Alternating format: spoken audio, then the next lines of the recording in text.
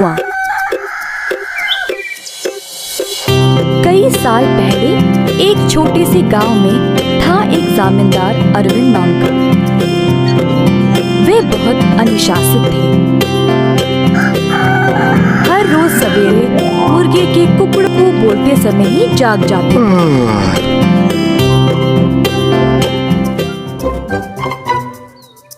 फिर अपने नौकरों को जगा के उन्हें काम पे भेजते थे। चंद्रा और सूरी नामक दो मुलाजिम जमींदार के लिए काम पे नए नए आए हुए थे, परंतु वे दोनों काफी आलसी थे और सवेरे उठ के खेत में जाना उनके लिए बहुत कठिन लग रहा था। दोनों एक कुएं के पास सोते थे। एक दिन चंद्रा ने सूरी से कहा, हाय रे, हर रोज सवेरे जाग के जाना बहुत ही कठिन काम है ना। सूरी को भी ऐसा ही लगा। हाँ चंद्रा, परंतु हम करे तो क्या करे, मुर्गे के कुकड़ को से ही जमींदार जी जाग जाते हैं। अरविंद जी ने इन दोनों का व्यवहार ध्यान से और चुपचाप से जांचा। आखिरकार उन्होंने एक दिन उन दोनों को सबक सिखाना चाहा। एक दिन जब दोनों सो रहे थे, कुएं के अंदर से आवाज आई, सूरी, कितनी देर और सोओगे? उठो और काम पे निकलो। सूरी को नींद में ही आवाज सुनाई दी और वो अचानक से जाग गया। बाजू देखा तो चंद्रा आराम से सो रहा है। सूरी को समझ नहीं आया कि ये आवाज कहाँ से आई। बुरा सपना मान के वो फिर से सो गया। अगले दिन की बात है और दोनों उसी कुएं के पास सोए थे। इस बार कुएं वाली आवाज चंद्रा को सुनाई दी। वो भी अचानक से जाग गया। आसपास देखा तो सूरी आराम से सोया था।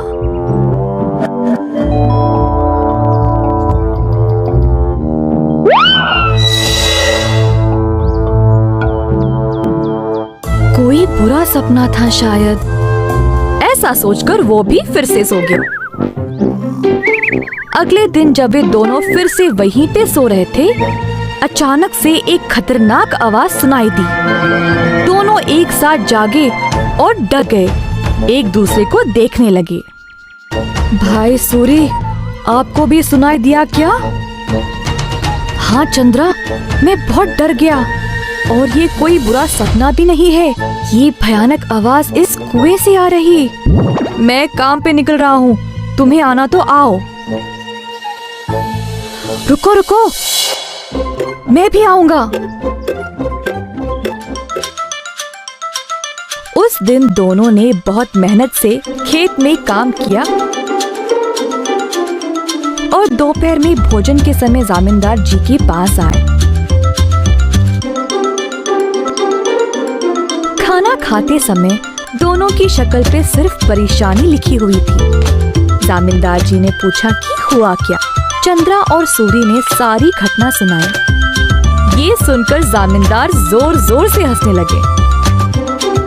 सुनो तुम दोनों, वो कोई भूत या बुरा सपना नहीं था।